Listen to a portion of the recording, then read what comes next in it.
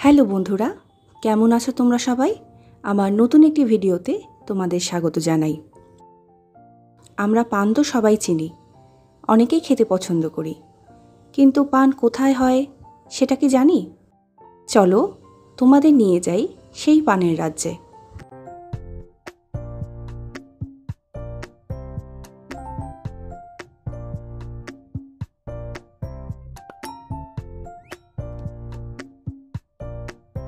আমরা এটাকে পানের বরজ বলি।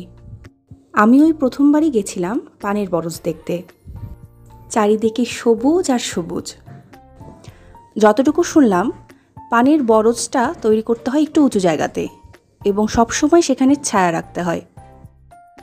ভোরবেলা সূর্যের প্রথম আলো যখন বরজে পড়ে, তখন যেন মাটির বুকে এক নতুন দিনের প্রাণ জেগে ওঠে।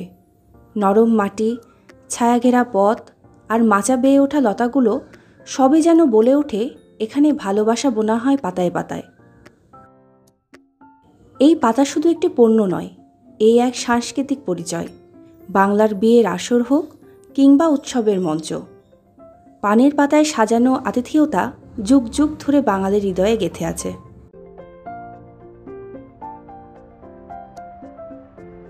দুই পাশে লতানো গাছ আর মধ্যে দিয়ে চিকন রাস্তা। মন চাইছিল শুধু হেঁটেই যাই।